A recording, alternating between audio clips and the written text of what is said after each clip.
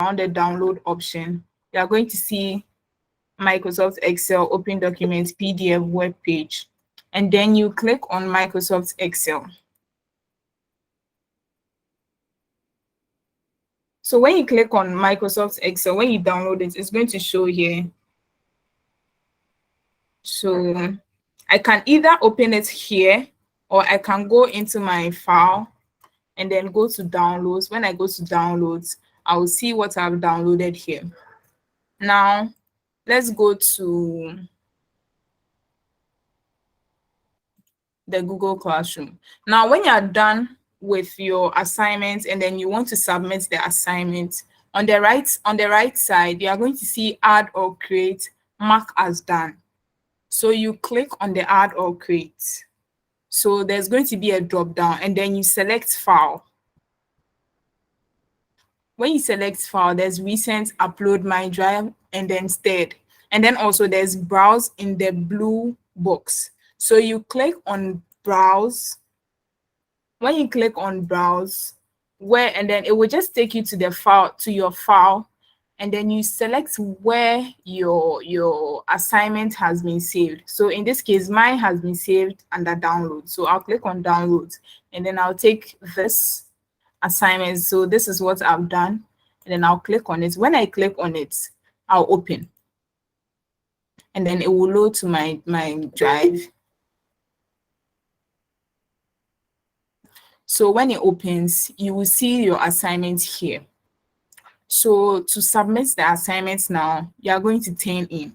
So you just click on turn in. And then a pop-up will come, one assignment to be submitted for assignment 1, then you turn in. So you have submitted your assignment. If you want to unsubmit, if you realize that you made a mistake and that wasn't the file you're supposed to submit, you can just unsubmit and then unsubmit.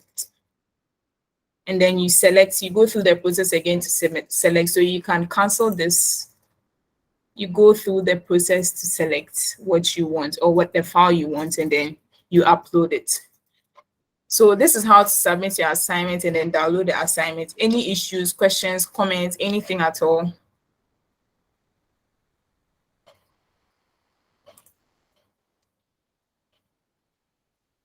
Are we on the same? I think I had a different assignment. I don't know whether I'm in the wrong group or. What class have you been assigned to? In the morning, I joined the previous group, and I was told this one will commence at 12. So the work you just shown, I haven't seen it on my Google Classroom, but rather the first assignment that was discussed in the morning. Okay, so what class were you, like what mail did we send you? Productivity for Excel. So you're supposed to join Excel for productivity. That's the mail that was sent to you. Yes, please. So this is the assignment you were supposed to receive in your Google Classroom. Okay. So, yeah. So we can talk about it after. Sure. Thank you. So any other issue?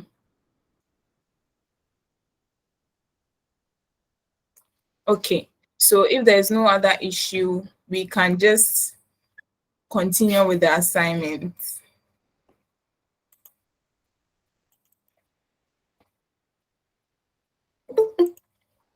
Okay.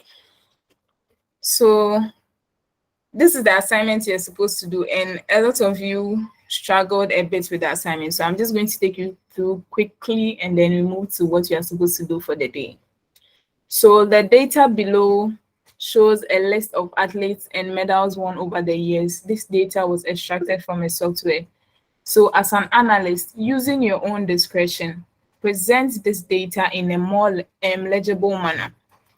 Present the total number of gold, silver, and bronze medal under their respective columns, and then use your preferred data bar under conditional formatting to indicate the number of gold medal won by each athlete, and then you copy the range of this data with the header and place it on the next sheet.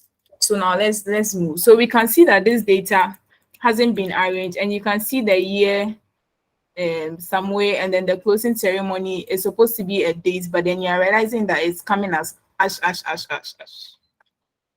So now what we can do is you select, so you can just select the first column, use the shifts, and then you move to the other columns.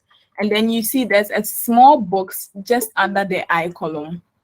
So you just hover your mouse around the small box, and then you make sure that there's a plus sign that comes there, and then you double click. So when you double click, you're going to see that your sheet and then the data in the sheet has been arranged for you. Now, what we can do next is to make this into a table. So to make this into a table, you can stand in anywhere of the data. So you can stand in any cell. You can stand here, you can stand here, you can stand here. So you stand in any data, and then to make any data you want a table, you can hold down the control and then add T. So when you do control T, it's going to make it a table, and then you hit enter. Now, when you hit enter, it's going to make it a table for you. So this is per my discretion. This is how I want to present my data. This is how legible my data can be presented. So we are done with the first one. Now let's move to the second. You present the total number of gold, silver, and bronze medal under their respective columns. So you can use your right arrow key to move to gold.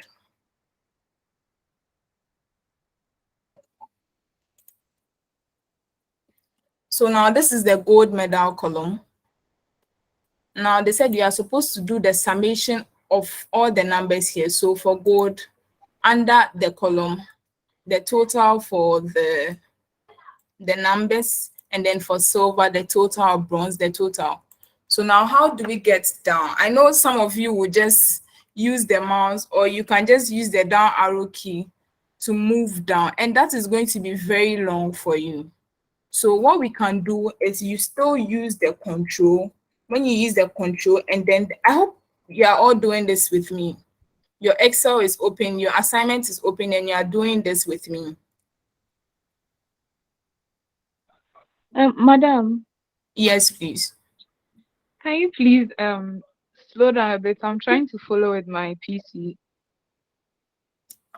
Like I'm trying to follow as you are doing, but it's a bit too fast for me, please. Okay. So I hope the others Thank are you. trying to follow with their PC, because I don't want to just say it. I want you to practice along with me. Madam, okay, madam, please. Now we are all starting over again with our pieces. Please, let's start together, please. Okay. So let's Thank start. you very So much. you're welcome. So to start, I want to, let's say, clear everything that I've done so far. So now to clear everything, I can hold the control and then Z. So hold down the control and then Z to undo what I have done. So instead of using the arrow here to go back, I can do control Z to undo what I've done. If I realize that no, what I did before this was correct, I can do control Y to redo what I have done. So now let's do control Z to start all over again. So I hope you are all on the same page with me. So now let's start with using your own discretion, present this data in a more legible manner. So like I said earlier on, what we can do is there's a small box here just under the eye. So we've selected our data range, and there's a small box here just under the eye. So what you can do is to double click. When you double click, so when you double click, it will arrange your data for you, like how you want it to be. So now to me, this is not enough. What next I can do is to make this into a table to make it more presentable. So to make this into a table, what I said was you can stand in any cell in your data range. So you stand in any cell at all. I realize that most of you select the whole thing before you make it into a table. But then what if there are lots of columns for you to make into a table? So the simple way to do it is to stand in any cell at all in your data range, and then you hit Control T. So when you hit Control T, it will come, and then you hit enter. It will come as a table. So it will show as a table. Now, this is how I want to present my data. So it's more legible and more presentable for me to view. So we are done with the first question. Moving on to the second question.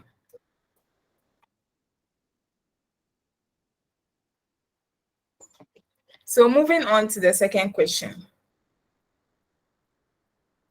Present the total number of gold, silver, and bronze medal under their respective columns. So now, move to gold. So this is the column for gold medal. So we want to add all the numbers here and get the total number. So the data is a lot. I know what most of you did was you are going to use the down arrow key to go down to the last data. That's actually going to take you like a very long time before you get down, because we are looking at over 6,000 rows here. So the very simple thing to do is to hold down the control and then use the arrow key, the down arrow key, to go to the last data. So just as I did. So if you want to go to the very top, the first row, what you can do is use the control and then use the top arrow key to go to the first row. So now we are going to add. So to add the numbers there, you are going to use the control and then the down arrow key to get to the last data. So now we can't add here because it's also part of the data range. So all we can do is go down one further, and then now we are going to add. So Okay, how? hello. Hi. Yeah, Tina, I think some people in the group have raised their hands. Oh, sorry, because I'm Princess sharing. Aram, is your hand raised? Hello, can you hear me? Okay, I think we can. Okay, I think we can move on, Tina. Thank you. Okay, sure. So now we are going to add all the numbers here under the gold medal. So what we will do, or what some people will do, is to do equal to sum. I think this Emmanuel showed you how to do it last week. So equal to sum, and then you hit tab to take the formula. So I'm sure some of you will also equal to sum, and then if you want to add it, you just use this and then you go up. But that's actually going to take you like very long. Let's just do this and see the total that we are going to get.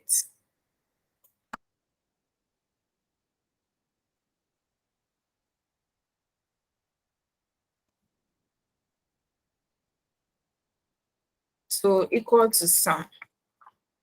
And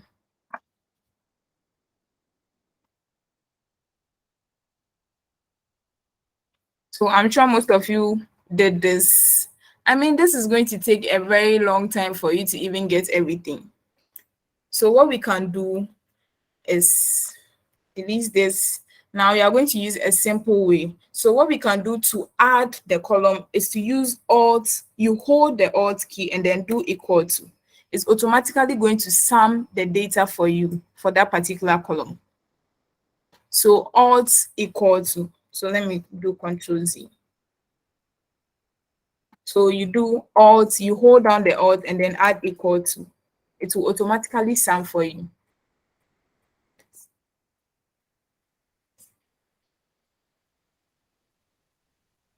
So any questions?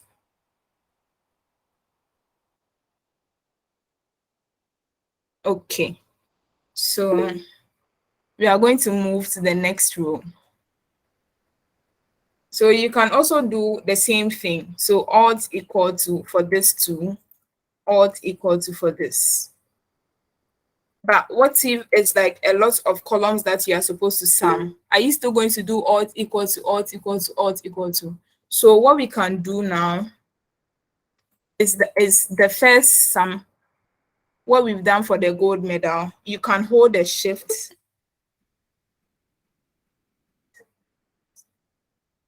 So you select the first summation, and then there's a small box just under it. So where my plus sign is. So when you hover around the cell, there's a small green box here. And then when you put the mouse pointer on it, it's going to change to a plus. So when you change it to a plus, what you can do is to drag to the right. So when you drag to the right, it's going to add the other columns for you.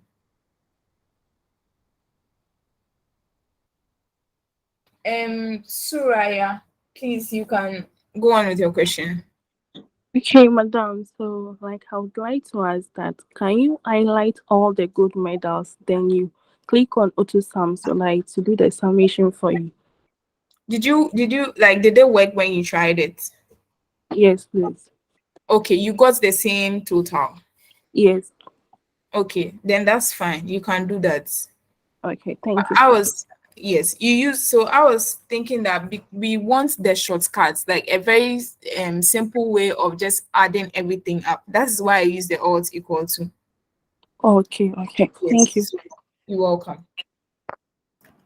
Okay, so if I can come in here, I think there are so many ways of killing a cat, and the method Ernestina is using is called analysis using a table. I think we'll get there, but Ernestina is taking us through it for now. So let's kindly follow up with what she's doing, and then look at some tips and tricks she's using when it comes to using a table. As Surya said, there is the auto sum option under home. When you check under editing, there is an option called auto sum. You can quickly highlight all the range. Let's say you highlight the total where you want to bring the total for gold, silver, bronze. So when you highlight all the three columns and you click on auto sum is quickly going to do the summation for you. So that is another way of you going by it. So the smart way of going around Excel is always trying to find new ways of arriving at a particular conclusion. I hope that's fine. Please. Yes, please. Yeah, yeah. Okay. So we've been able to add our columns. Now let's move to the next question.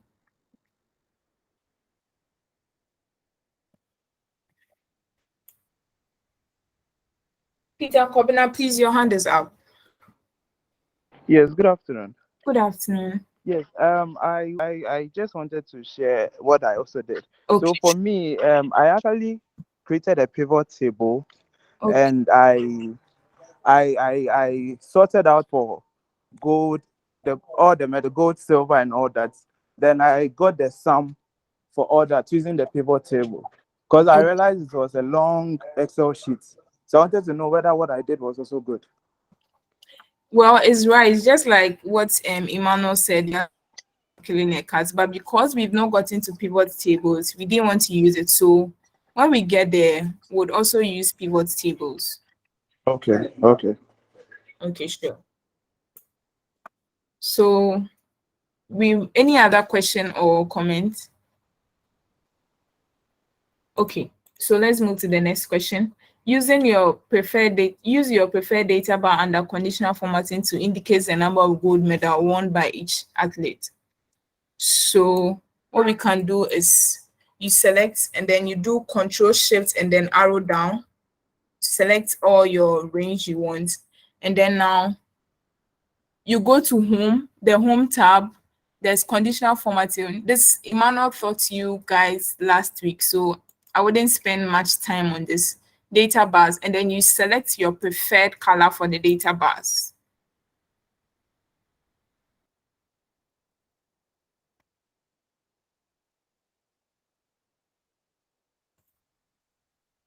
So you select, and then it's going to give you, I didn't add the total because if I had selected everything with the total, so let me do Control Z. So if I had selected this with the data, with the total, it's going to give me, it's just going to give me the data bars for this, for the total. So conditional formatting and then data bars in. So because this is the highest number for all of them, it's actually going to give me like the data bar for this. So I don't want this. What I want is for it to sort of rank the numbers that I have under each, under the gold medal, under the silver, and then the bronze. But I don't want it to rank it based on the total number that we have here. So what we can do now is select this, select, and then you use control shift and then arrow down to go to the last data without the total, and then you do conditional formatting. So data bars, and then you select what you want. So now it has ranked it based on the number that you have under each of the medals. So we are done with. Hello, madam. Hi. Yes. Madam. Is the question says that we should just rank the gold medal. Yeah, go. Yeah. Okay. So I'm Okay. Okay, sorry, I went ahead. Okay, so what we can do is, I ranked all of them. So what we can do is still the same format. So you can just select, and then you use the conditional formatting, and then data bars, and you select. So it's going to rank it for you just for the gold medals. Okay. So now we are done with the third question. So we are moving to the fourth: copy range of this data with the header and paste on the next sheet. So here, what do you think we can do for this particular? Ernestina, I think before you Yes. move on, Peter Kobina has his hands raised. So Okay, Peter, Peter. please go ahead with your question. Oh, sorry about that. Sorry. I've already asked the question. Thank you. Okay, Oh. okay, that's fine. So I realized, and in going through the assignments, I realized most of us apply the conditional formatting to gold, to bronze, to silver. I think it's because we have further idea about how it's done. So we are trying to show off. And upon showing off, I think I need to mark some of them down. So if you did that, you have -2 for not following the rules. So please try as much as possible to follow the rules, and then let's play along with that. Thank you. Thank you, Sing. So we move to the next question, that is copying the range. So cell A6549 is to cell I8407. So I'm sure a lot of you, what you do is use the shift, or you can just use your mouse, you drag down to go to cell A. That's going to be very tedious for you. So what you can do is that this, where my mouse is pointing, this is the name box.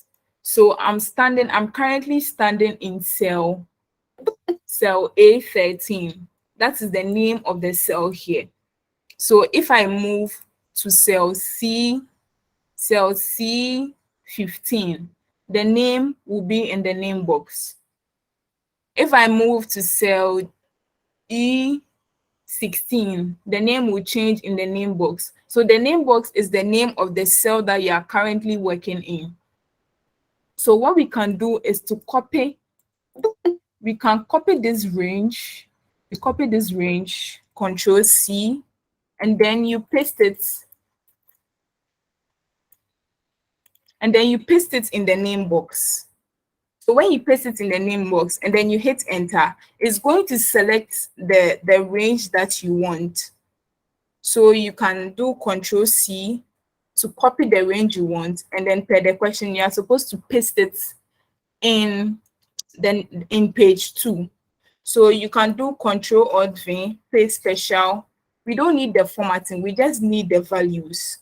So we need the numbers and then the names. We don't need the colors, we don't need the data bars and everything. We'll do everything all over here.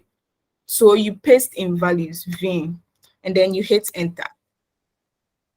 Now, the question, it expected you to add the header of the table. So what we are going to do too is there's actually no space, there's actually no row for us to add the header. So you stand in row 1. To add a row or to add a column, you can use Control plus to add a row or column. Now, if you want to take that row out and you realize that you don't need that row, you can use Control minus. It will take that row out. So now let's use Control plus, and then you go to page 1, and then you select. You can use the shift and then the right arrow to select the row, Control C, and then you come here and then you paste in values. We don't need the colors, we need only the value. Then you hit enter. Now, what we can do, like I said, we have to make this into a table. So you make this a table, you stand in anywhere of the data range, and then you hit Control T. Then it will make a table for you. Now we've realized that this is a days, but then it's showing as numbers. It's a days, but then it's showing as numbers because we pasted in values. So what we can do is that we can select the whole column, go to home, general, you can change it to short date, and then it will present it in a date format for you. So the next question is, apply the same formatting style to the data set in page 2. So the same formatting style. So you use data bars here. So you are going to apply data bars. You are going to do the auto sum in page 2. So what you can do is you can stand anywhere, Control and then down arrow key to go to the last row of your data range. Then you go down a bit to do the summation. So you can use. Before we do the summation, I think Letitia Asamoah has her hands raised. So Okay. Letitia, let's have your question, please. Hello. Please, Hi. can you hear me? Yes. Please, my question is, my work would be different from yours because in my page 1, I deleted the instructions from there. So when I was pinned to the page 2, my data there is different from what you have done. Does that mean my whole work is wrong? Imano, please, over to you. Okay, so if I heard you right, you deleted the questions, the instructions in page 1, right? Yes. Yes, please. And then when you copied the data set to page 2, okay, so because you deleted the data sets, the questions in page 1, it is going to rearrange the data sets. Yes. It's going to rearrange everything. So that means whatever item you copied from page 1 to page 2 will be different from what we have here. So Yes. Based on Solomon Boache, do you think I should give her a special treatment or we should go ahead with the standard? I'm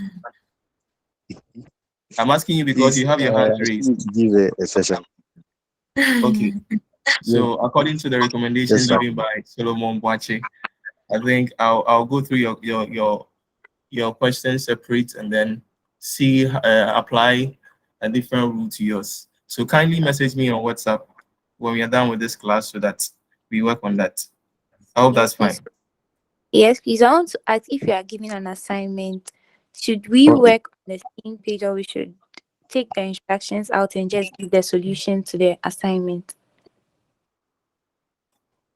Okay, so when you are giving an assignment, please try as much as possible to maintain the instructions on the page. So just download the file, work on the file, save it, and then upload it again. Keep the instructions and everything in it because when you when you delete the instructions, it distorts everything. So please try as much as possible to keep the instructions and everything set, and then work on the data as you have been instructed. I hope that's fine. Yes, All right. thank So Surya, I think Solomon has his hands raised. So Solomon, please flow with your question.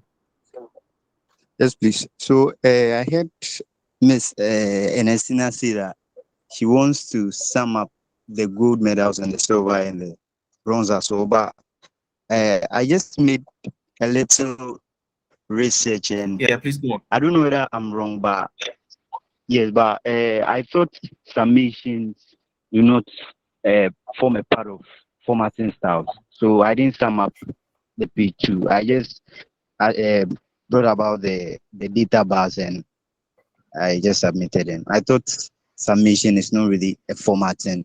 It has not formed part of formatting styles. Okay, I think so. That Yeah. that's it. So summation doesn't form part of the formatting style, but you can still go ahead and then try and apply in everything you did in the first page to the second page. So do I need to penalize those who did summation for the second one? Theophilus, give me an answer for that. Theophilus or someone, I think these are first mistakes, so they should be pardoned. they should be pardoned. Okay. I think I need to go with your idea. So according to Theophilus, I think for those who did a summation for the second page should be pardoned for now, and then henceforth. And also with the first page, for me on the conditional formatting, the data bars I did for all the three, the gold, bronze, and silver. If we could also be pardoning or giving some special, I did for all the three. So Before I just say your mistakes that we should pardon all of you. Hey. see, these are our first assignment, so I think everyone should be pardoned. So on the next assignment, then we can be given the original marks. So that was why I raised my hand. Okay, Thank you. Surya, do you buy into what you are saying? Yes, please. Hey, answer me. Please, I deleted the instructions too. Okay, so I think we will discuss that on the facilitator speech, and then we will decide on what to do. So for now, let's hold on with the pattern and let's follow the tutorials, and let's make sure that we understand, because it looks like we are taking on our time to do the assignment. There are a lot we need to talk about after the assignment. So for now, let's just focus on how to go around it. And then I think the most important thing is we get to know how these things are done so that we can apply them in our daily activities. So please now let's focus on the assignment, on how to get around the assignment, and let's take the skills up into our daily lives. All right, thank you. Okay. So Ernestina, I think you can move from here. Solomon Boachi, you still have your hands raised. Do you have any further questions? Sorry, Okay, sir. Ernestina, I'm so sorry. I think you can move from here. Thank you. Okay, so we are going to apply the formatting that we did in page 1. So you select and then conditional formatting, data bars, and then you select the preferred data bar you want. But then you realize that for the athlete, the column for the athlete's name, you realize that some of the letters are hiding. So what we can do is that you hover around it, you hover around the lines for the column, and then there is a plus sign that comes, plus with some arrows to the right and to the left. So you put your mouse there and then you double click. So when you double click, it's going to enlarge the column for you so that all the other letters will not be hidden. So you can do same for C, for column C. So you double click and then everything, all the letters will show in the column. So I think this is what we expected you guys to do in the assignment. So after this, then you just turn in your assignment and you're good to go. So any questions?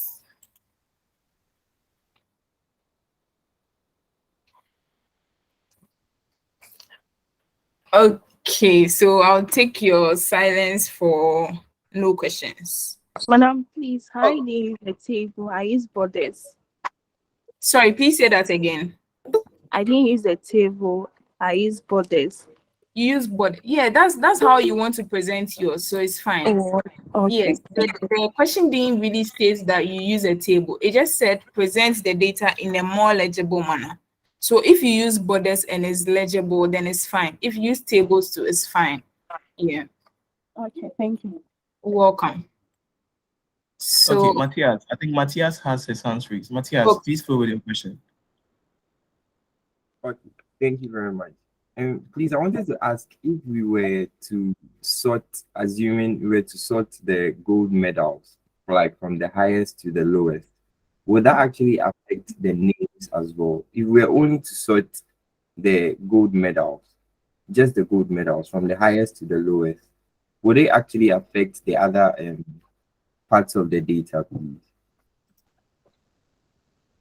Okay, so anytime you apply sorting,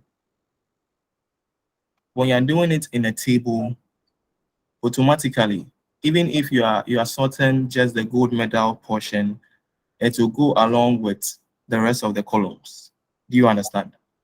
But when you are outside a table, when you're not using a table and you want to apply a sorting, when you right click on the selected range and then you go to sorting, when you click on sorting and you click on, let's say, ascending order or descending order, Excel will ask you, Excel will prompt you that there are other data aside the one that you have selected. Do you want to go along with just the selection you've made, or you want to include the other data alongside? Please, do you understand? So Yes, it is based on what you want to do. If you want to include the other data along with with the selection you made, you can prompt Excel to include them. If not, you can prompt Excel to ignore the rest of the data and just sort the selection you have made. But mind you, if you apply a selection, a sorting to just a particular portion of the entire data, you are distorting the entire data. For example, uh, when you check on the number 23, Dara Torres had 2 medals when it comes to gold. Now, when you sort it out, you realize that because you sorted, let's say, from the lowest to the highest, the number of zeros, the number of people who had 0 medals are more. So when zeros begin, you realize that Dara Torres will have 0 here. Why? Because you did a sorting to just the gold column. You didn't include the other portion of the data. Did you understand? yes, please. Thank you very much. Yes. So that those are the tricks when it comes to sorting. We'll get more deeper into sorting, but for now, I think let's stick to the beginning and just play around so that we cement the foundation before we go ahead to any other stage of Excel. So any other question before Ernestina moves out? Any other question?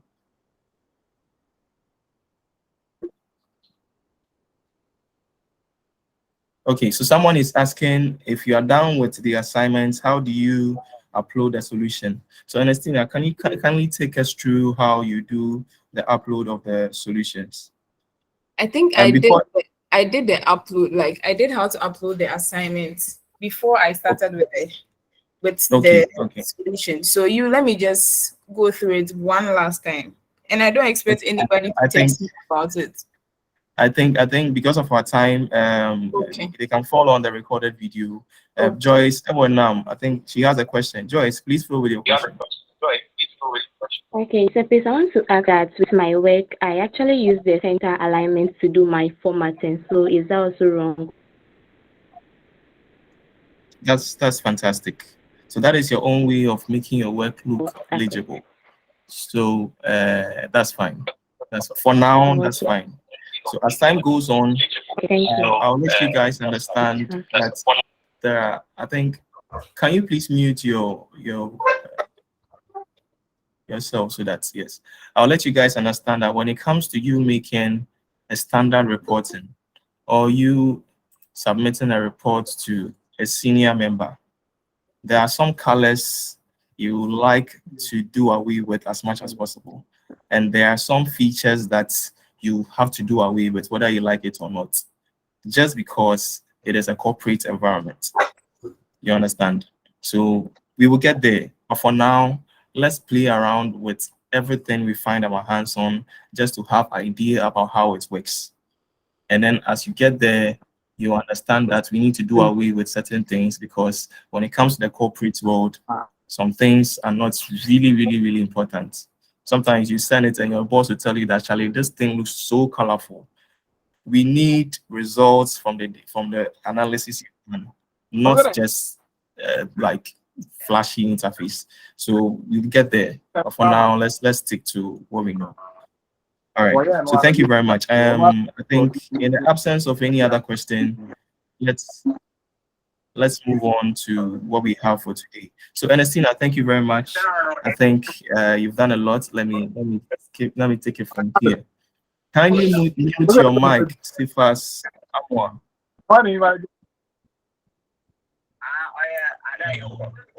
Okay.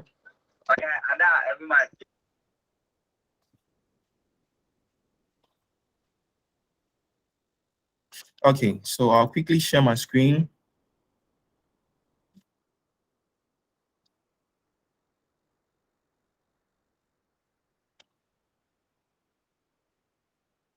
Please let me know if you can see my screen. Yes, please. Yes, Okay. we can see your screen. Yes, please. All right, so you're officially welcome to week 2 of our Excel for Productivity class. And for week 2, we are going to talk about data cleaning. Data cleaning. So first of all, when we talk about data cleaning, what are we talking about? That also means that anytime you hear that something needs to be cleaned, that means the particular thing is dirty. So we'll go into details with that. So the topics for discussion under data cleaning, we are going to talk about what is data cleaning, the importance of data cleaning, and then we move on to how to clean the data, with emphasis on the test before or the left function, the test after or the right function, concatenate function, the proper, upper, and the lower functions. We will also go ahead to look at how to use the find and replace. Find and replace. We'll also go ahead to look at how to remove empty rows. So sometimes you are going to work on a data set, and the data set is so distorted to the extent that there are empty rows. And doing analysis with data sets that have empty rows is a whole lot of work. So what you have to do is you need to first of all take out those empty rows and make sure that your data set is complete before you go ahead with doing whatever analysis you want to do. So we'll look at how to remove empty rows, and then we'll go ahead to look at how to remove duplicates. How to remove duplicates in a data set. So you can have a data set that has a lot of duplicated values. Probably a particular name has been repeated so many times, but you just want to get the unique names, the names that appear only once in the system, so that you can use for whatever thing you want to do. So we'll learn how to remove duplicates in the data sets. And then finally, I'm going to give us a tip of the day. And this is only going to be limited to only those that join the class online. I think it will be cropped out of the recorded session. So those who weren't able to join the class, that is going to be something they need to ask those who join the class about. So that is going to be the tip of the day. So currently, henceforth, there's going to be a tip of the day, something that is going to help us up our skill a little bit better than those who didn't join the class. So let's talk about the test before function. Test before. So we will talk about this before we come to what is data cleaning. So I'm hoping that after we do all this, we talk about all these functions, we are going to have an idea about what data cleaning is. So what is the test before function? So the test before function returns the test that comes before a delimiting character. For example, there is this name here. Sorry. So there is this name here, Vivian Wilson. So you have a data set that has the names of people. They have the first name and the surname combined in one cell. But with the kind of analysis you want to do, you need to separate the first name from the last name. How do you go by that? You have about 2,000 people. Let's say you work with the Ghana Identification Authority, and then you have data sets of all the people that have registered their Ghana card. So just imagine the number of people who have registered their Ghana card, and the data that you extracted from the system combined the first and the second name, and your boss is telling you that no, we can't work with this. We want you to separate the first name in one column and then the second name in the other column. How are you going to go by that? Are you going to sit down and be typing them one after the other? That is going to take you days and probably months or years to complete. So how do you go by that? The test before function will help you do that. So with the name Vivian Wilson in Excel, it is divided into 3 parts. We have the Vivian, that is one part, and we have the comma, that is the delimiting character. We call them the delimiter. And we have Wilson, that is the same name of the person. So how are we going to apply this test before function to this name so that we can be able to separate them, the Vivian from the Wilson? So in order to apply this formula, first of all, you need to know that before you enter any Excel formula, you have to start with an equal to or a hyphen. For example, I want to use the sum function. When I type sum, it is not going to work. In fact, Excel is not going to give me a breakdown of all the formulas that comes with that start with sum. But immediately I bring an equal to, I'm telling Excel that anything I'm coming to type now is a formula. So equal to sum, and you realize that Excel is giving me a breakdown of all the formulas that start with sum. The same way, if I want to type the test before function, I have to make sure that I am starting my formula with an equal to or a hyphen. So let's use a hyphen for instance. So hyphen test before, and you realize that Excel has given me the name of the function. Now, they have written some words attached to the formula. They say it returns tests that's before a delimiting character. Looking carefully at the example we were trying to make, the delimiting character here is the comma. So any test that comes before the comma is what the test before function is going to bring out. Please, I hope you get it. If you have any question, you can quickly raise your hands. Facilitators are in the comment sections and they are available to read your questions out. So let's put the test before function into use. So the test before function, you quickly type your equal to sign. You bring your test before function. Open your brackets. You click on the tests. That is the particular cell you want to do your division. So when you click in the cell, then you bring your comma. Now, you realize that it is asking the next, anytime you type a formula and you bring your comma, it moves on to the next command. So first of all, it was asking us, after bringing our open bracket, it is asking us for a test. So now we can go ahead and type the test manually. Anytime you are testing or you are typing a test in a formula, make sure that whatever item you are typing is in inverted commas or quotation marks. So instead of me going to point out to click on Vivian, the cell, so that Excel can pick it from there, I can also go ahead and then bring my quotation marks and type in it Vivian, Wilson.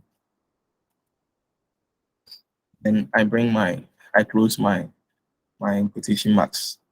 So for the sake of this video, we are going to be working on, what we are going to do is we are just going to click here so that it picks the name directly from the cell we want to work on. Then we bring our comma. Immediately we bring our comma, Excel takes us to the next option or the next command, that is the delimiter. So now, what is the delimiter we are trying to use to break this particular name into two? We want to use the comma. So remember, before you type in anything in a formula, it should be in quotation marks. So now, what is our delimiter? Our delimiter is comma. So the comma has to be in quotation marks. Mind you, when I brought a quotation mark, I had to bring a space first, bring my comma, bring a space before I close my quotation marks. That is how Excel works. If you bring them to, when you combine them together, it will find it very difficult to read the command you are giving it. So please try as much as possible to bring a comma or a quotation marks and bring a space before you bring the closing quotation marks. Then you close it. So when you close it and you type enter, oh, sorry.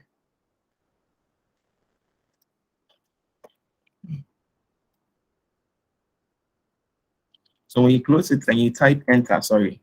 So it is supposed to be that you are not supposed to bring space after the quotation marks. Sorry.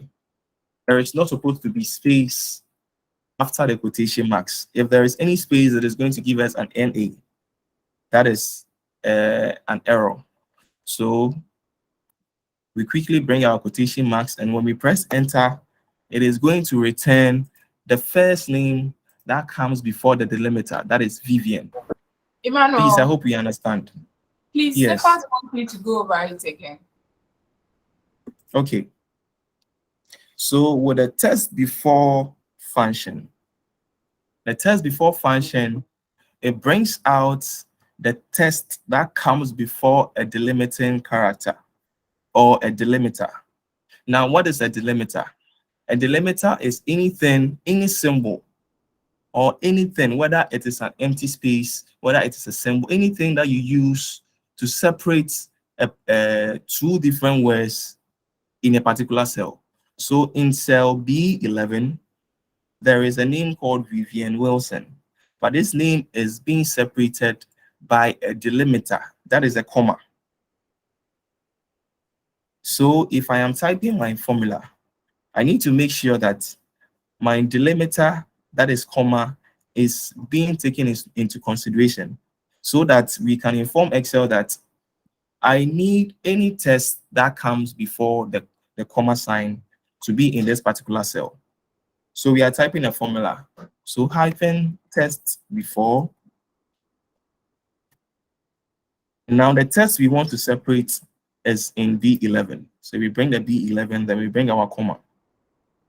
As I was saying, if you want to type in a delimiter or you want to type in any word in a formula, please make sure it is in quotation marks. Now, when you bring your quotation marks, please don't bring a space before you bring the delimiter we are talking about. So immediately you bring your quotation marks, you bring the delimiter, in our case, a comma. And then we close our quotation marks, and then we close brackets. Remember, we open the brackets, so we need to close the bracket to tell Excel that we are done with the formula. And when you press enter, where is this thing? So when we press enter, it is going to bring out the first part, that the name that comes before the delimiting character, which is the comma. Please, I hope you get it now. Okay. Silence means consent. So, yes. Hello. Yes. Edwin is asking, what if there's no comma there, but then it has been separated by space? Fantastic. So if there is no comma, let's come down here and then write Vivian Wilson, separated by a space. Now I want to return the first part of a delimiting character. Now our delimiting character is a space, not a comma. So we go ahead to type our formula that is test before. We open our brackets.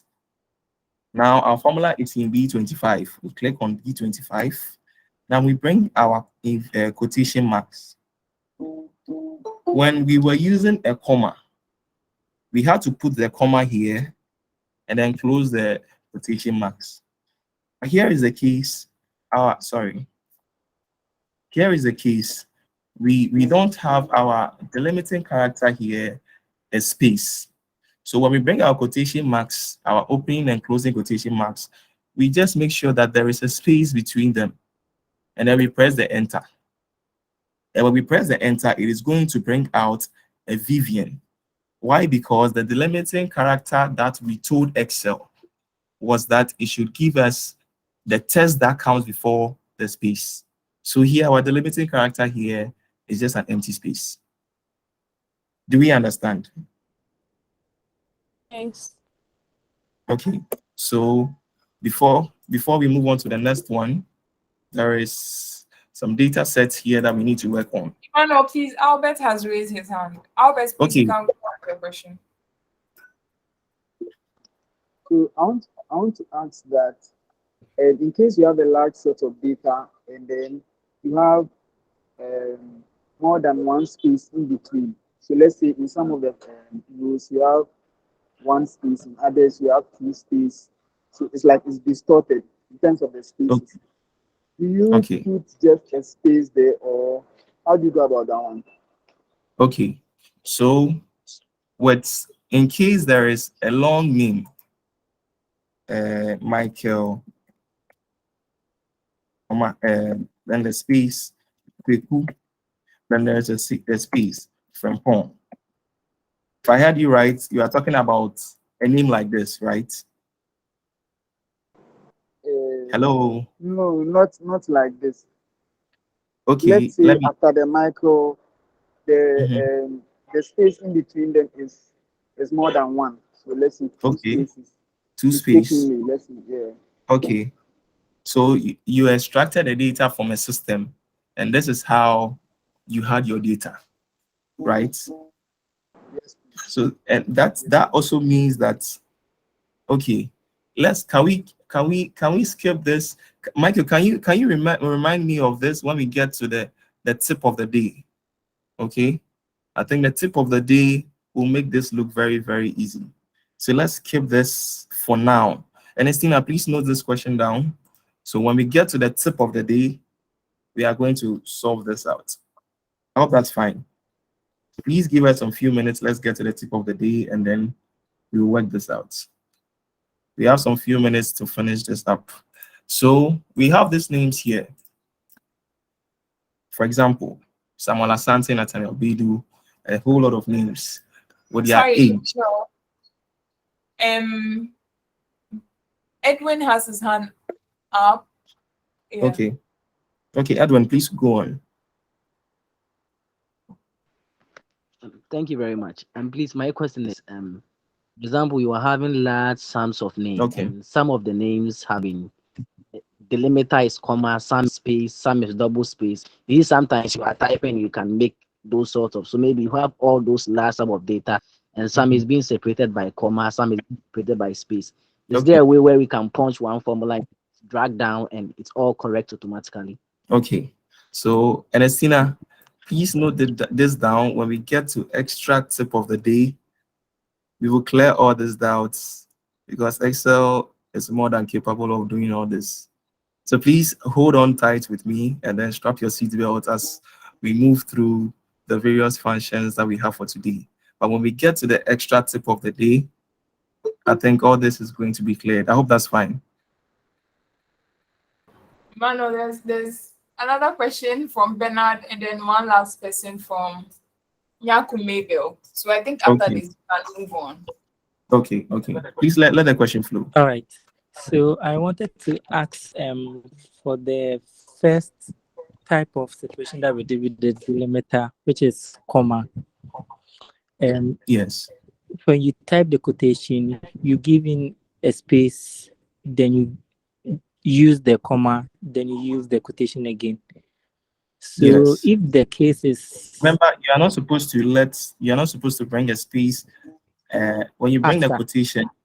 When you bring a quotation, immediately you bring your symbol or delimiting character, then you close the quotation. But if your delimiting character is a space, you make sure there's a space between the quotations. Yes.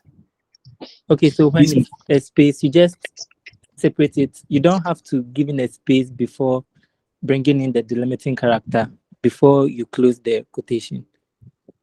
No, if your delimiting character here is a space, an empty space, Okay. You make sure that there is a space between the quotation marks. All right. Just that. Just that. Just to Right. tell Excel that the delimiting character is a space. But when you just you open the quotation and close the quotation, you are not communicating to Excel to use a space as a delimiting character. So you have to Okay. tell Excel that, please, the delimiting character here is a space. Please, I All hope right. you Sure. get it. Yes. All right. Thank you. You're welcome. So the next question, please. Okay, Mabel, please, you can go on with your question. Yeah, please. I was asking if the test before is always in capital letters. Okay, so anytime you are typing a formula in Excel, you can choose to type in small letters, sum function, it will bring it out. You can choose to type in capital letters, it will bring it out. If you feel lazy, you can type the S in small, U in capital, M back in small, it will still bring it out. So anyhow you feel like typing, just make sure you know what you're coming to do and just type the formula out. And Excel will help you bring it out. I hope that's fine. Yeah. Okay, fantastic. So I think, Ernestina, we need to move on.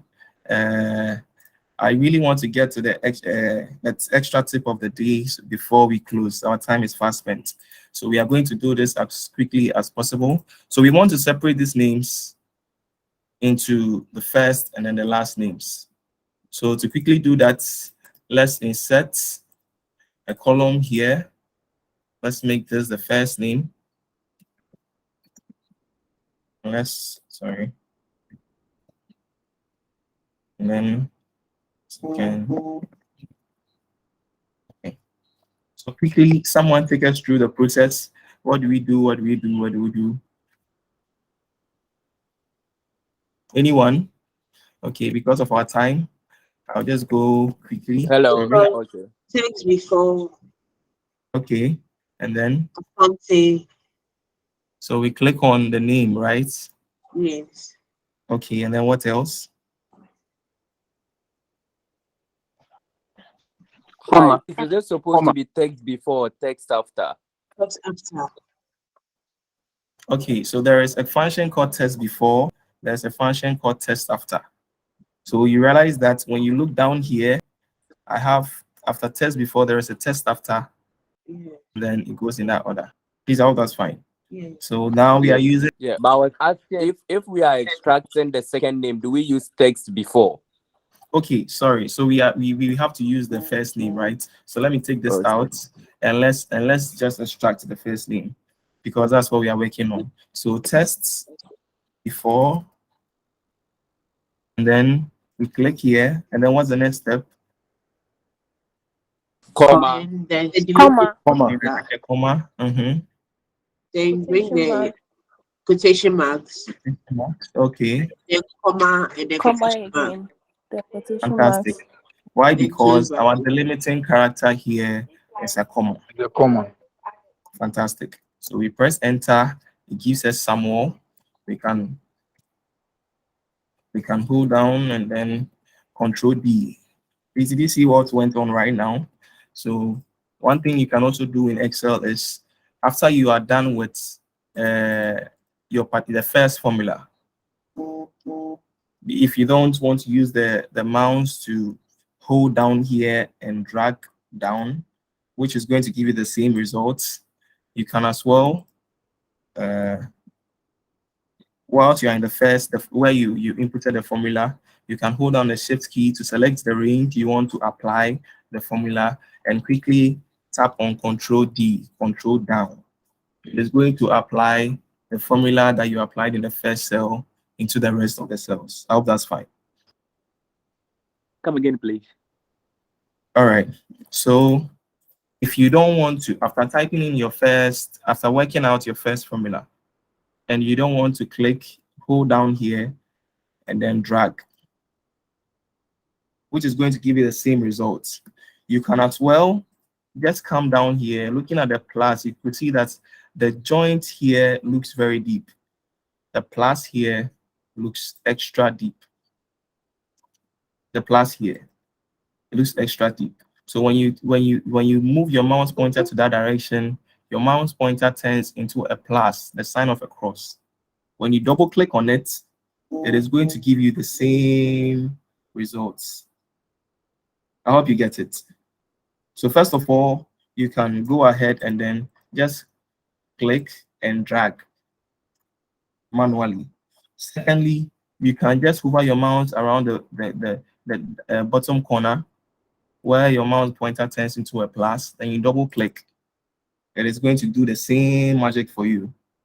Thirdly, if you feel very lazy in using your mouse, like as I always do, you can hold on the shift key, select the range where you want to apply the data, and then control plus D, control down, control plus D is going to do the same magic for you. So ladies and gentlemen, this is how you go about the test before function. But mind you, the test before function is limited to those who use Excel 365. So if you are not into contact with Excel 365, or if you are not using Excel 365, you can as well use the left function. The left function, you go about it the same way. You click on the test you want to apply the how do you call it, the division on. You bring your quotation, you bring your comma, close the quotation and close the brackets. And sorry. Oh, let's make this. So we bring our left and we bring our, okay, so we tap on the Excel function we want to separate. Then we bring our limiting character. Then, oh, why is this not working?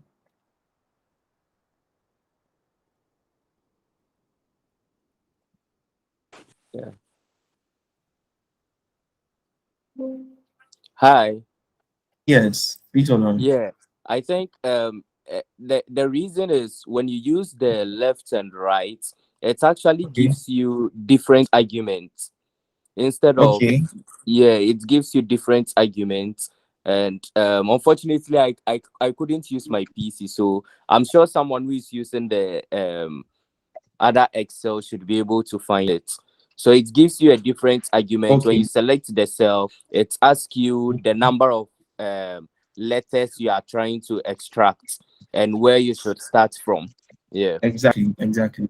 So that is the confusion that So comes when can you're we come using in? 365 and the other. Yes. Okay. Yeah, this Tony. Is this Tony, please?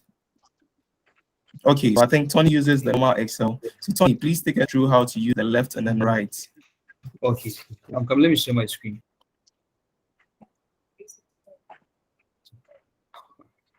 Okay.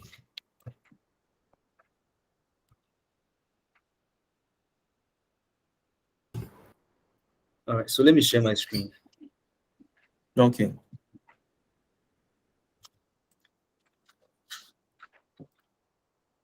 Okay, so if I get you in, you are trying to separate the first name and then the last names, right? Yes, using the left Okay, so and the right. okay, so it's actually a combination of two formulas. So it's the left and then the find. Okay, so Okay. we'll use the left or the right to extract the leftmost or rightmost character. And then we will use the find to find the delimiter. Okay, so let me show you an example. So we'll use left over here like this. Select the text command. So now what it does is that it's going to find the leftmost characters from the first one up to a certain number of characters. And that number of characters is just before where the comma is. So we will use the find function. So let me even start with the find function so that you see what the find function returns for us. So we want to find the comma. And that comma is within this text. Samuel, comma, Santi is in cell L10. Okay, so for the start number, we can ignore it. Then we close our brackets. So the find function returns 7. So it's trying to tell us that the comma is the 7th character. So for each of the names over there, we will use find to find the comma. We will use the comma to find the index. We will use the find function to find the index of the comma in each of the names. So knowing this, we can now use the left function. So let me add the left function to it like this. Left, so text. So the number of characters will now be our find function. So it seems we got the comma as well. So if you want to take away the comma, we can subtract 1 from the find function. Take away the comma. So let me just do a recap. So this is a combination of two formulas, the left and then the find. So the left function is going to find you, or is going to give you the leftmost characters. But then if it's going to give you the leftmost characters, you have to give it, let's say, a certain number of characters that you want it to return for you. Is it the first 3 characters on the left or the first 5? So that's not uniform. But what we know is that each of the names is separated with a comma. So we can find the position of the comma, then we give it to the left function. Okay, so that's why I started with the find function. So we will find the comma, the position of the comma with the find function. Then we add it to the left function. Then it gives us the name. And then after we did it, we realized that it was giving us the comma throughout. So I just subtracted 1 from the find function. And that find function is giving us the index of the comma in each of the names. Any confusion? Any question? Hi. Yeah, hello. Yeah, can you hear me, please? Yeah, I can hear you. Okay, so I'd wanted to ask if you could try it once again. But so let's say when you bring the left function, then you select the cell, you bring comma, then we count the number of characters we have for Samuel. That's a 6. Then we bring 6 and close the bracket and see what we get. Yeah, we'll get Samuel. Okay. So there's that Nathaniel 2 won't be 6. So Simon we will be 6. count for Nathaniel too, right? Yeah, so you see the Nathaniel is not complete because it's still using 6. Okay. Yes. So the find is just going to give us that 6. The purpose of the find is to give us the index of the comma. The comma. Okay. Yes. So if let's say it was a space, if the delimiter was a space, we will be finding the space instead of the comma. The comma, that's true. Yes. So if it was a space, it would have been something like this. But because there's no space there, that's why I'm getting an error. Let me introduce a space there for you to see. Yeah, so the formula works now. So it depends on your delimiter. You will find the delimiter. The find function will give you the index. Then you add it to the left or the right. So if we had wanted the surnames, we would use the right. Right. So that's how. Okay. Yeah. So for those of you who don't have 365 and still want to achieve this, you can go about it this way. Okay. Thank you very much. Yeah. That's fantastic. Thank you very much, Tony. I think that that's a nice recap for me as well, because moving from Excel to the new 365 is a whole hell on its own. But gradually we'll get there. But mind you, you realize that using the test before and the test after function makes it easier. I should tell you that the 365 is an upgrade of the normal Excel. So there are more formulas that makes work very easier that are not in the normal Excel function, Excel application, sorry. So I'll quickly share my screen and then we move from here. Okay, so thank you very much once again, Tony. So Tony is our facilitator for our financial modeling class. So thank you very much, Tony, once again. So yes, that is how you go about the test before or the left function. So you apply the same format to the test after. So you apply the same format. Hello. Record, Ibrahim.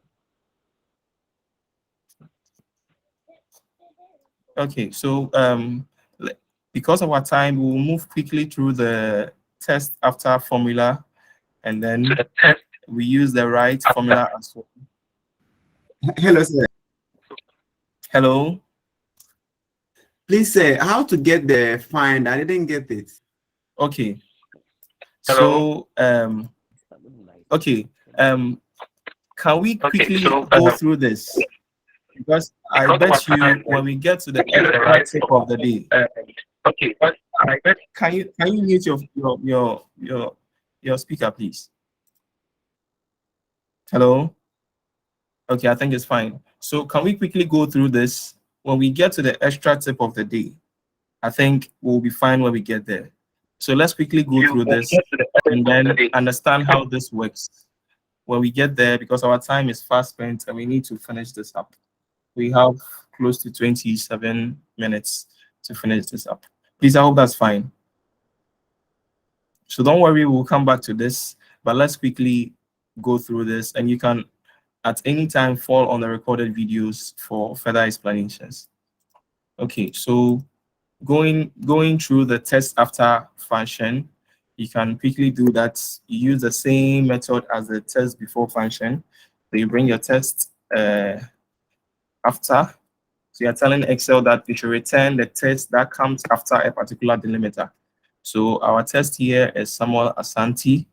We bring our comma, and then we tell Excel that our delimiter here is a comma.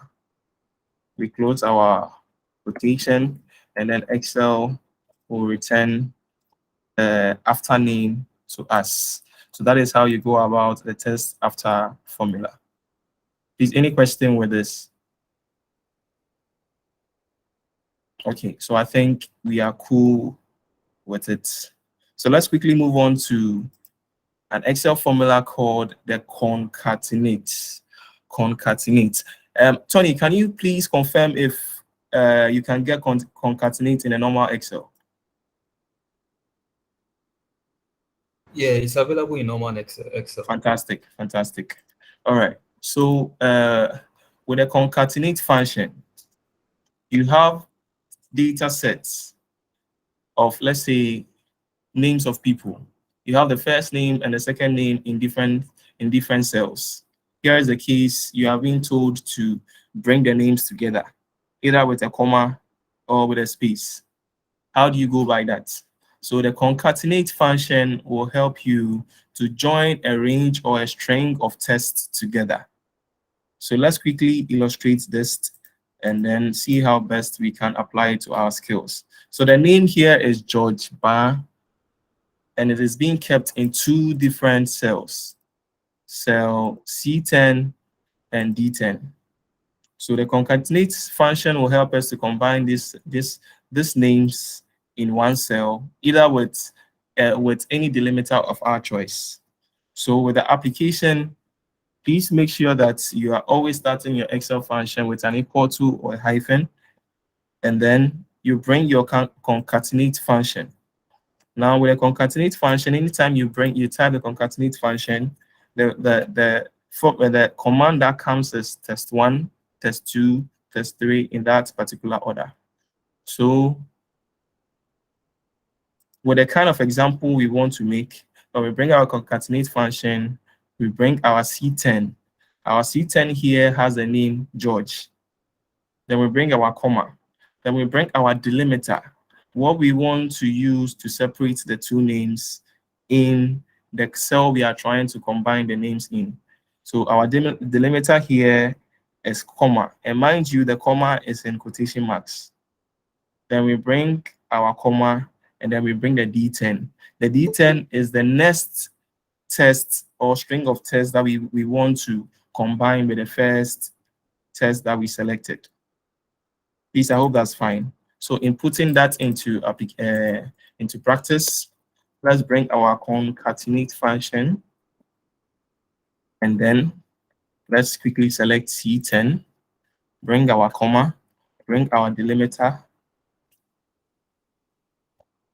and then D10. So with this, It is going to bring the two names together with a comma being the delimiter separating them. Please, any question? Any question? Albert, please, you can go on with your question.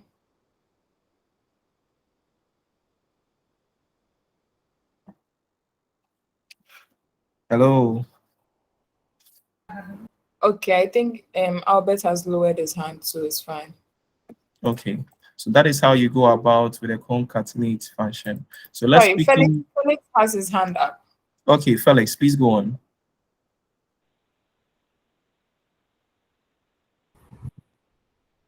Hello, Felix.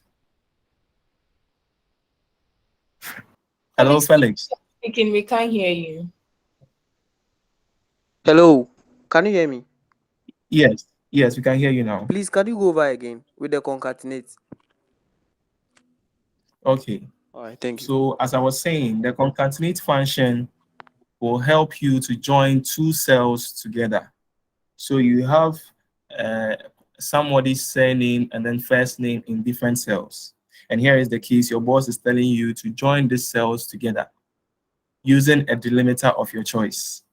So what you can do is, first of all, you need to make sure you have the names. If it is the surname is in one column, the first name is also in one column. If you mix them up, that is going to be a problem. So you have the first name in one column, the surname in the other column. The concatenate function will help you to combine both. How do you go by that? So here we used George Bar as an example. So to combine this cell, we use concatenate function. George is in cell C10, and then Bar is in D10. So we bring C10, that is George, and then we bring a delimiter of our choice. The delimiter here is the comma. So you realize that we brought a comma in quotation marks. I think we've spoken about this already. Then we bring the last name that we want to join to the first name. So the last name is in cell D10. So D10, that is bar. We bring bar. And then when you do that, when you bring the equal to and you do that, you realize that it is giving you both names joined together with a delimiter separating them. And the delimiter here is the comma. Please, I hope that is fine. Hello, Felix. Yes, hello. Yeah, it's fine. Yes. All right, fantastic. So we will quickly apply what we did here, and then a good Samaritan should quickly take us through so that we get this done. So anyone? Equal to concatenate. Okay. It's brackets. Cell P12. P12. Comma. Okay. Quotation mark. Quotation mark. Comma. Quotation mark. Okay. Comma. Okay. Cell Q12. Q12. Then Close bracket. close brackets. Fantastic. So this is going to concatenate or join both cells together. Please, any question at this point? Any question? Okay, so if you have any question, you can quickly drop them in the comment sections. I think facilitators are available Mabel to has read raised her them out hand. and help with it. Okay, Mabel, please move with your question. Please, I wanted to ask if you want the George and Bar to the two Okay. names to be at where George is, because when after you've done with this one, it was at a different place. So I wanted to ask what if you wanted to combine the two names at where George is? Okay. How would you do it? So you want to combine both George Bar here. That's what you're saying. Yeah, at where Right. George is. Yeah. Okay. All right. Thank you. So, in other words, you want to bring Ama Bonsu at where Ama is. Okay. So, mind you, this here is a formula work. So, if it is a formula work, If I come here and I delete Amos, you realize that it has distorted whatever is here. Remember the name was Amos Clucho or Clucho. But when I came in to delete the Amos, you see I can't comma and then the Clucho. The data here is based on a formula, and that formula is relying on whatever is here. So if I want to make this concatenated names or joined names appear in the column P, what I can do is to quickly copy this and then come on under P. I'm not just going to paste, because when I paste, I thought we've spoken about the speech special options.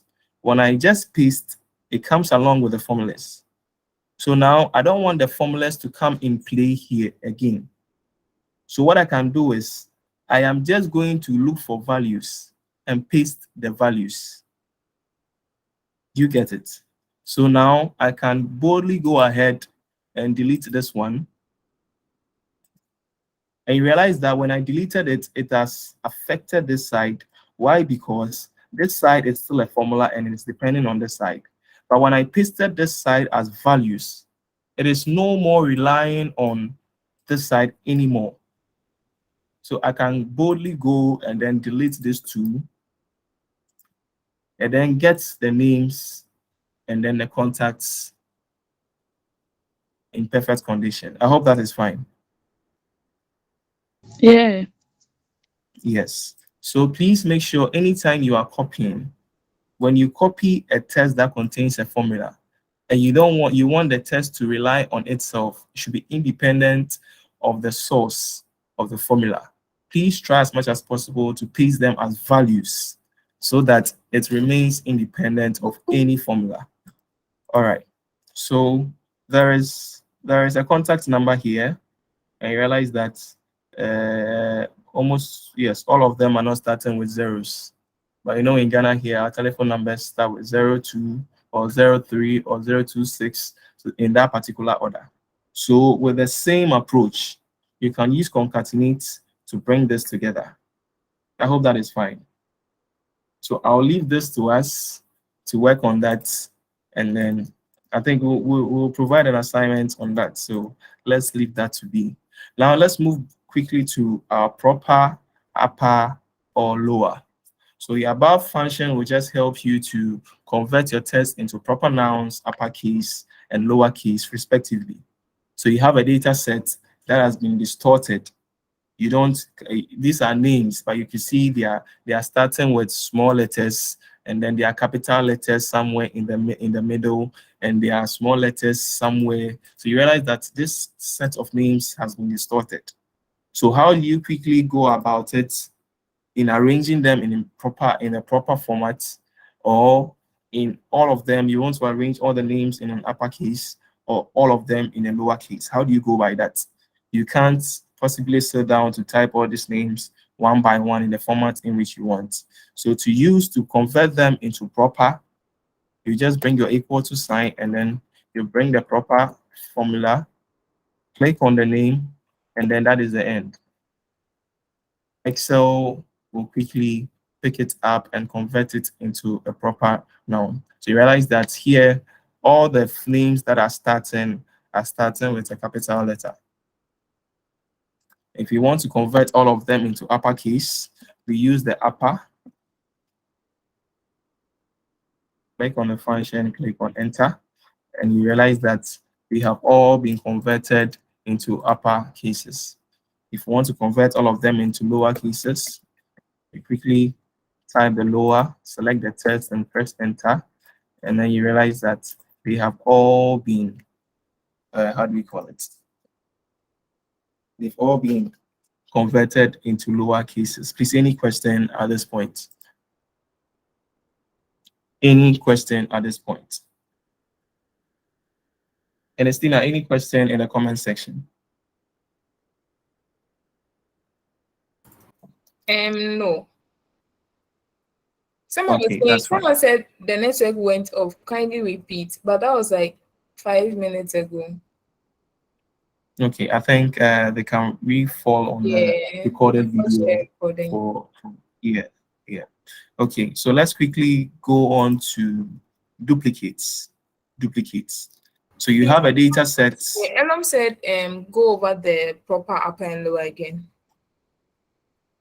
Okay, so you have a function, you have a data set that has been distorted. That needs cleaning. So you have been told to convert these names because it's a name, it has to be a proper noun. So the first letters has to be capital letters, and then obviously the surname also has to start with a capital letter. So to quickly do that, you don't have to be typing them manually. You can go ahead and just type proper. Just select the tests, then close your brackets, press enter, and then you realize it has converted this into a proper noun. So the Michael here has capital M, and then the Frimpong also has capital F at the beginning. So you can double click on the plus button at the lower corner, and then it will copy that same formula down.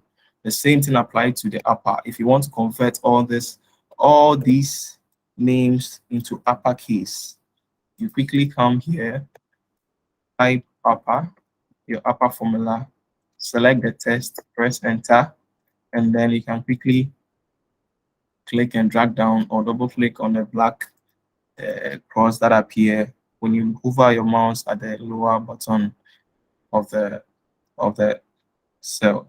Please, I hope that is fine. The same thing applies to lower.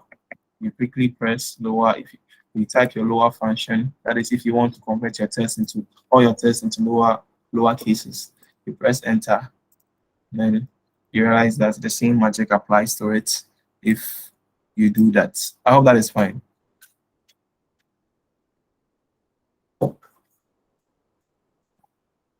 Okay, so silence means consent. So you can quickly follow on the recorded videos if you need further explanations.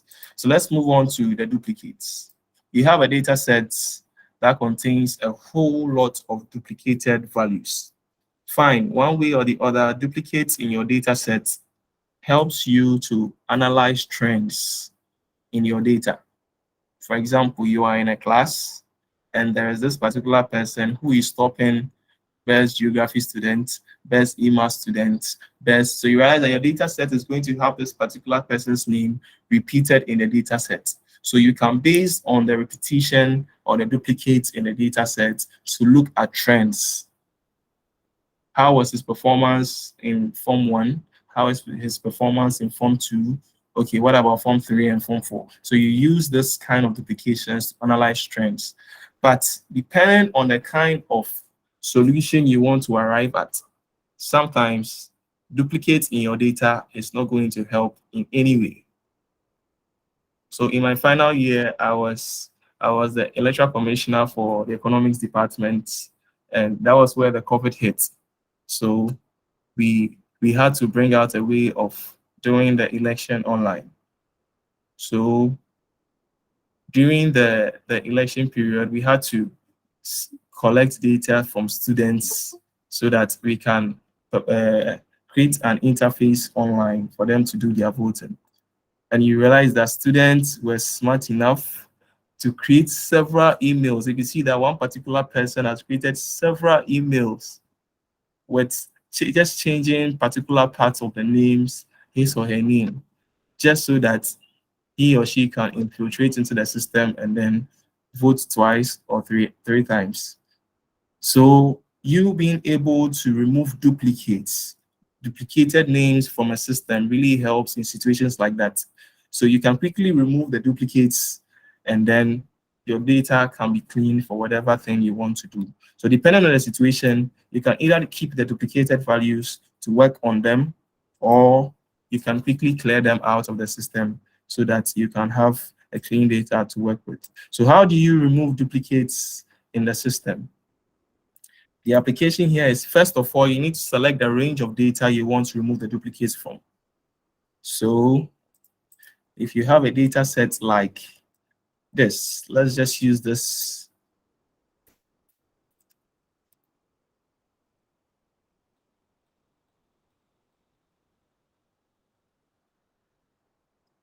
Okay, So a data set like this, you can see that Michael Phelps' name appeared like 3 times. So first of all, you need to select the data set. And then the second point is, with the selection made, click on data on the command ribbon. So there is data here. So when I click on data on the command ribbon, it says under the data command ribbon, locate the data tools category. So this is the data tools category. Now the third point says click on remove duplicates, and it has showed us the symbol for duplicate removal. So this is it here, and when we click on it and click on OK, it has quickly removed the duplicates from the system. So you could see here from here that Michael Phelps' name has been initially it was 3 times in the system, but now the duplicate has helped us to locate only the unique values in the data set. Please, I hope that is fine. So any question at this point? Edwin, please, you can go on with your question. Thank you very much. And please, so my question is, for example, you want to remove a duplicate of particular names, but that particular names also has other data attached to it. So, for example, with the one you use, for example, it has something like age, phone number, in separate column that is attached to the name. So, in case you want to remove all at once, as we did for this one, as the names were. So, you want to remove that name, number, and all those at once too. Is it possible in that sense? So you have Michael Phelps here, whose name appears 3 times, as well as the age. But you can see that the age here, because the data was collected from 2008 to 2004, 2012, it has affected the age. So can I please clarify your question more so that I understand what you're talking about? Yes, I'm saying that as you've highlighted that one, you see Michael. So is there a way to remove the Michael so that it affects all that column pertaining to Michael? Okay. So for example, when you Okay. remove Michael, I'm to see the 23 out, I'm supposed to see the US out, I'm supposed to see. Thank you. Okay, am I the only one finding it difficult to hear him? Okay, I think your question is clear now. So we have Michael here, and then we want to remove duplicates. But we want it in a way that when we remove the duplicates, it is going to affect the additional data that comes with it, if I heard your question right. Hello? We have 5 minutes more. Yes, Please, that's right. let's be extra. Is that your question? Yes, please. Yes, please. Okay, so let's Yes, try please. that out. So we have the data here, Michael Phelps, and let's try and then remove duplicates and click on OK. So what do we see here? Is that it is telling us that no duplicates found. Why? Because the Michael Phelps data here is not being consistent. The age here is different. The United States here is different. The year here is different. It's applied, the same applied to this, apart from this. So if you want to remove duplicates, please make sure that the data set you are working with, if the first one is Michael Phelps, the other data attached to it should be consistent, or it should be the same as the other Michael Phelps in the system. Else, if Excel sees differences in ages, differences in the data here, it is going to consider it as different Michael Phelps in the system. Please, I hope you understand. Hello? Yes, please, I understand now. Okay, so that is how you need to look at it. That's the angle you need to look at it from. else you won't be able to take out the duplicates as easy as it looks like. Any other question, please? Any other question? Hello, sir. Yes, sir. Please, can you go over the remove duplicate for the last time? The remove Okay. Okay. That also means that you people have to dash me additional 10 minutes so that we can quickly go through what we have to do. Okay, so remove duplicates. You have a data set. For example, let's just copy this side and paste it here. You have this.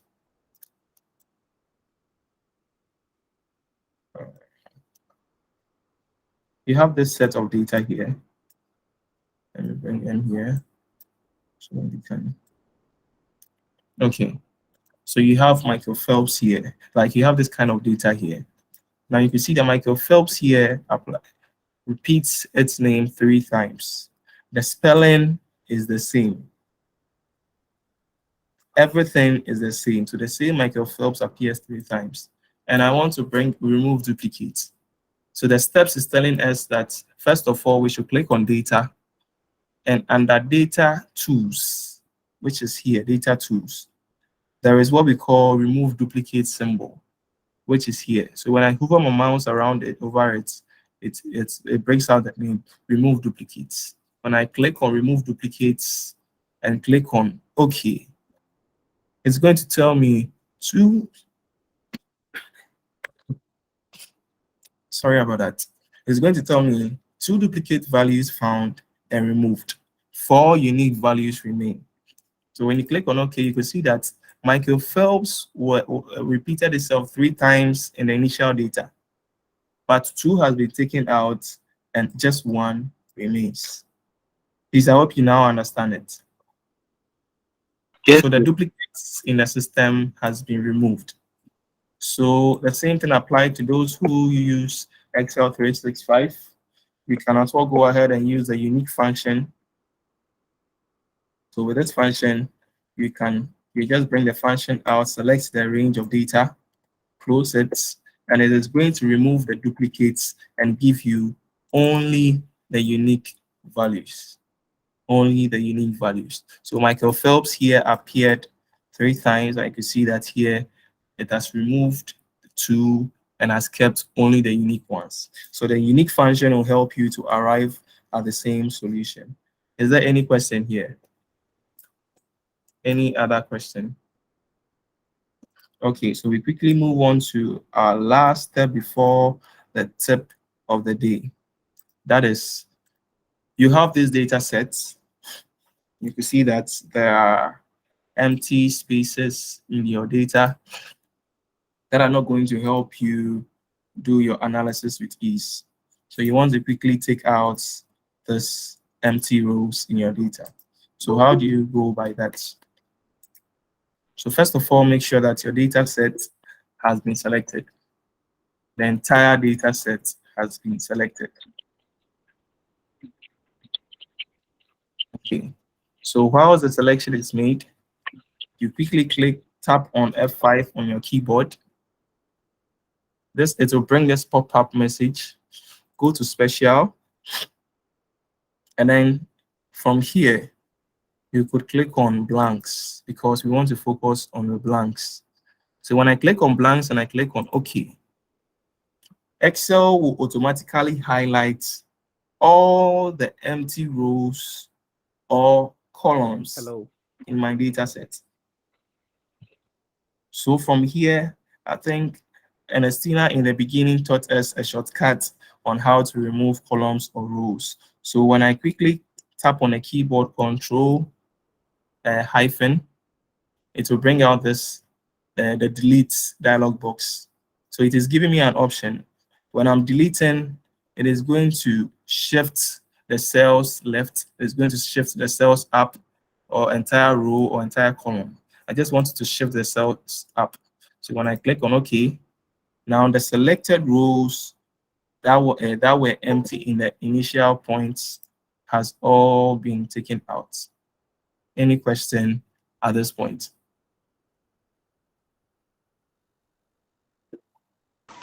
Can you Any go over question at this? please? Hello, sir. Yes. You said we should hit 5 edges. Is it just F5 or Control plus F5? Okay, so let me go over this again. So first of all, make sure the data sets you want to apply this on is being selected. So the data set has been selected, and then hit F5 only on the keyboard.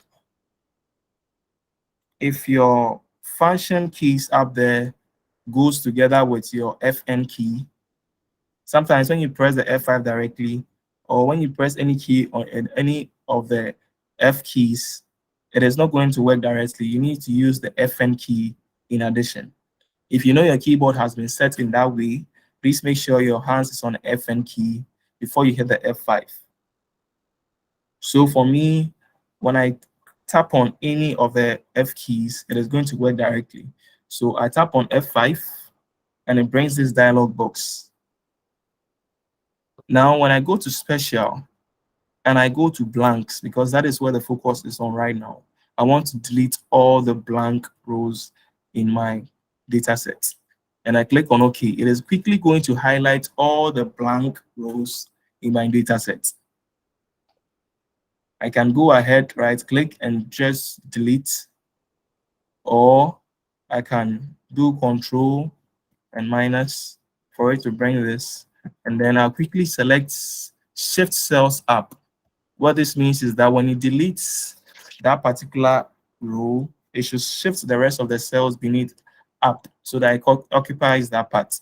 So when I click OK, you see that they've all been arranged in a very nice order. Please, I hope this is fine.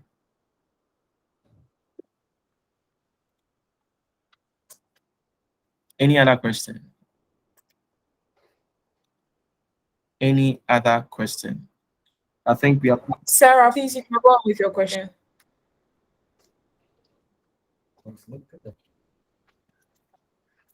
Sarah Mawina.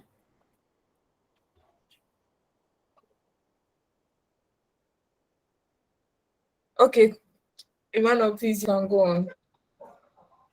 Okay, so Hello. finally we are okay. Hello. Hello. Yes, please ask your question. Please, I'm using a Chromebook. I'm using a Chromebook and I don't have the function keys. So how do I go about it? Okay. Chromebook. I think you messaged me the other time, and then on my research, I think Chromebook is a little bit limited. Kindly message me after the class so that I take you through the reasons why Chromebook can't do that. Yes, I don't want to bore the rest with this kind of conversation. So just message me, and then it's limited. And the thing is, it has this Google Sheets. I don't know if you've heard of Google Sheets. It Yes, works please. similar to Excel, but it is not Excel. Yeah. So you can use Google Sheets to go about it. That is why most of you were complaining that you couldn't see your conditional formatting when you uploaded your assignment. Yes. Because when you upload the assignment into your Google Classroom, it turns into a Google Sheet. So unless I open them and then review with Excel before I see those functions, so it's understandable. Okay. It's really understandable. So please message me, and then let's talk about this backstage. Okay. Thank you. All right. Thank you. You're welcome. Hello, sir. Please, any other question? Yes, sir. Hello, sir. Yes, sir. Please flow. Sir, please, with mine, after selecting the data, I hit F5 and it didn't work. Okay. So as I said earlier, some keyboards function in a way that you need to hit on the FN key. The FN key is close to the window key that is close to the spacebar. So you see FN key. I don't know the arrangement on your keyboard. Yes, So please, I've seen your it. hand, yeah. So your hand is supposed to be on the FN key before when you tap on or you press on any of the F keys up there before it will work. So first of all, your hand should be on the FN key. before you can press on any function key up there for it to work. So Yes, try please. that and let's. So it's working now. Fantastic, fantastic. Thank So you. that's why that is why it wasn't working. Okay, so finally let's move on to the extra tip of the day. So this is just for those who joined the class. So we've spoken about so many functions, the test before function, or the left, or the test after, or the right. There is what we also call the mid. That is going to give you, if you want to extract the data from the middle of a group of names. So somebody asked the question, the name is Michael Kweku Frimpong. You want to extract the middle name, you can use the mid, but we had to skip that one for now. And then we move on to what we call the concatenate. That will help you to combine two names together. I'm going to give an assignment, and then surely it is going to contain a telephone number without a zero. So you need to find a way of adding the zeros with the help of concatenate. And then we came to the proper, upper, and then lower. That is going to help us to convert our test to a proper noun or upper sensitive or a lower sensitive letters. Then we went on to duplicate, where we learned how to remove duplicates from a list of data. And we got to understand that the data, the duplicates that are going to be removed are going to be tests that are the same in spelling and in everything. So you need to make sure that what you want to remove is something that has the same spelling, same format. Those are the only ones that this rules apply to. And then we moved on to how to remove empty rows in our data. So we realized that you could press on the F5 key after making a selection of the entire data for it to bring out the the special dialog box. So when you click on special and then you go to blanks and click on OK, it is going to highlight all the empty rows from where you can do your deletion of rows. So you can do that by right clicking and then clicking on delete, or use the keyboard shortcut Control hyphen or Control minus. That's going to delete the rows. So finally, we are here on extra tip of the day. So our tip of the day is what we call Excel flash fill.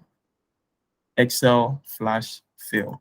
I know one way or the other, most of us have heard about this, but kindly give me 5 minutes to illustrate how this works.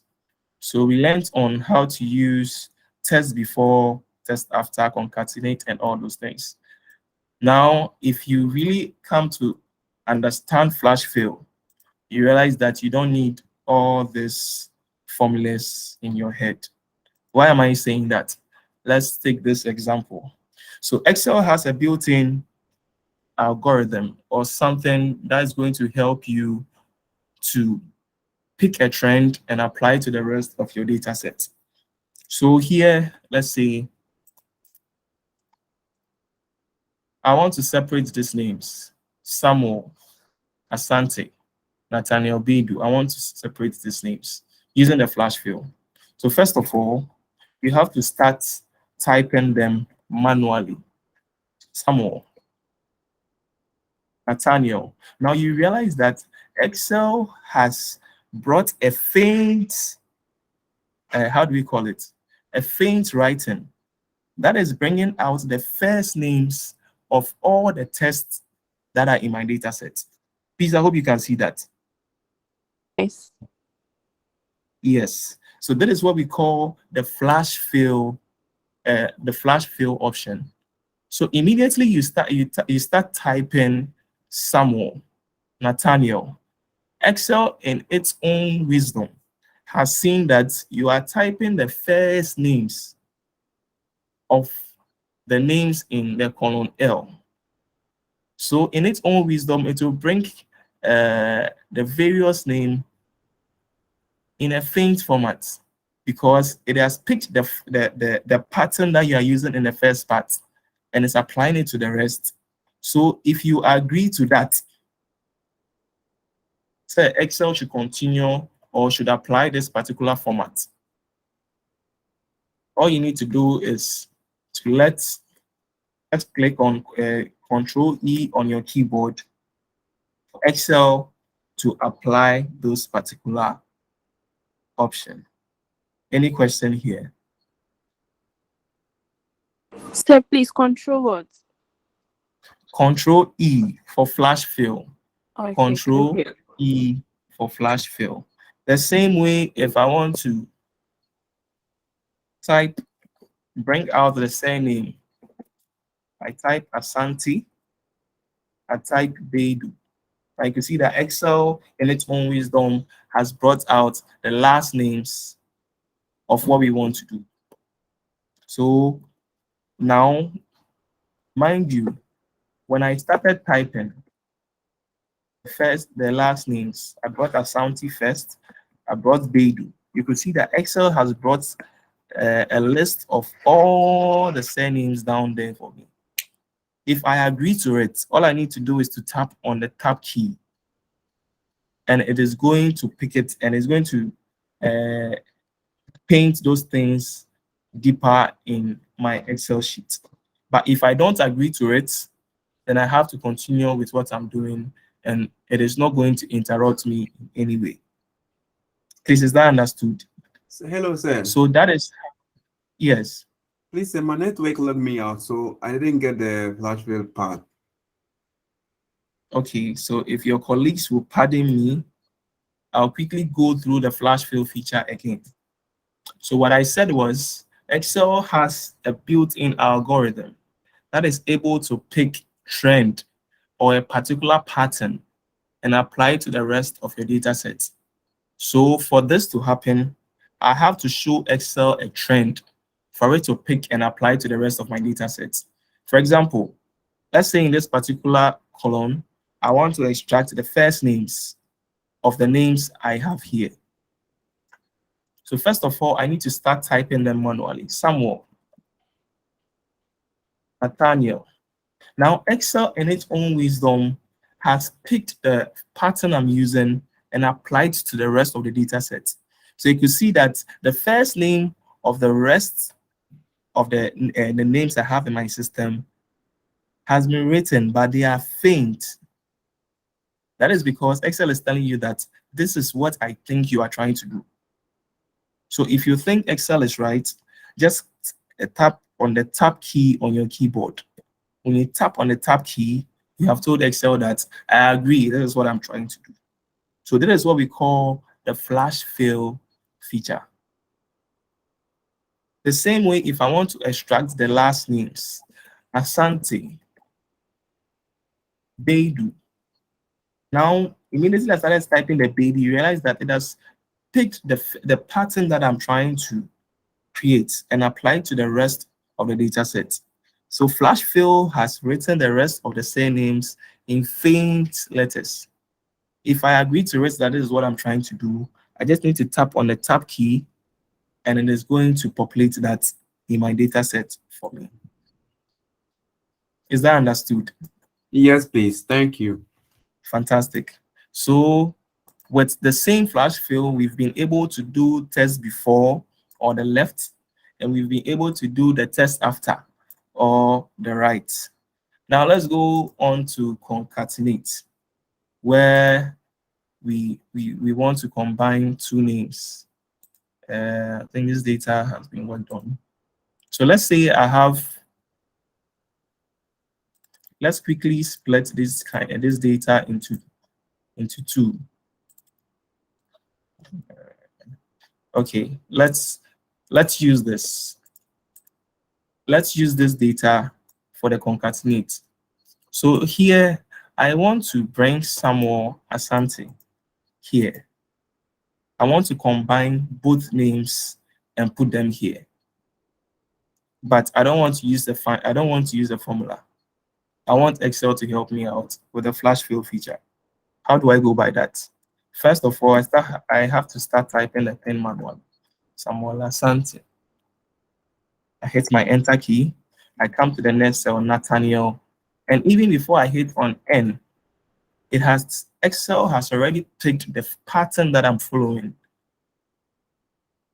and applied it to the rest of my data. So that is how powerful flash fill in Microsoft Excel is. Please, I hope you understand. So with flash fill, Microsoft Excel is able to pick a pattern from what you want to do and apply it to the rest of your data. So if you agree to it, just hit on the tab key. However, there are certain complex situations where Excel trying to pick a pattern becomes very difficult. So in our next meeting, because of our time, I'll bring such data up for us to look at how best we can maneuver around it using the same flash fill. So at this point, I'll say thank you so much for having time for today's class. And I hope that a lot has been learned.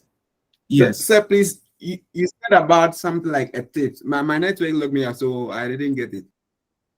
Wow. I think this part of the tip has to be added to the video, because the idea was it should be taken out of the video for only those who join the class. But because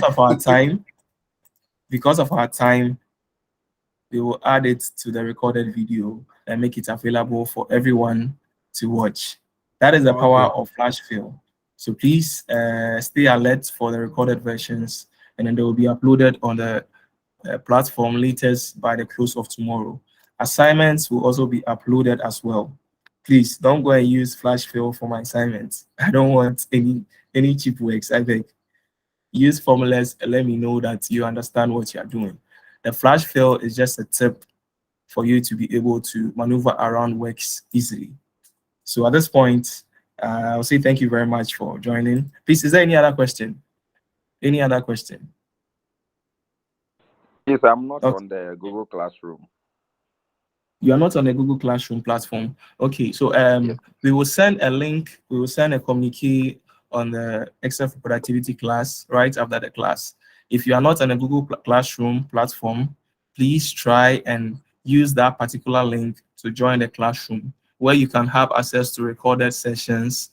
This particular Excel file will be uploaded there for you to read and understand it properly in your own time, and then probably work on the practice questions that are in there for yourself. So they will all be made available there. So try as much as possible to join the class. And then the class will be there till 2 years time, 3 years time. If you feel you are bored and you feel like recapping on certain things that Best Grade Services made available to you, you can quickly log on to your Google Classroom, and then the videos will still be there waiting for you. So thank you very much for your time and for your patience as we are slowly delving deeper into the Excel journey.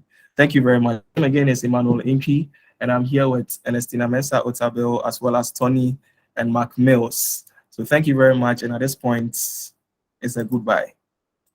Thank you. All right. Thank you.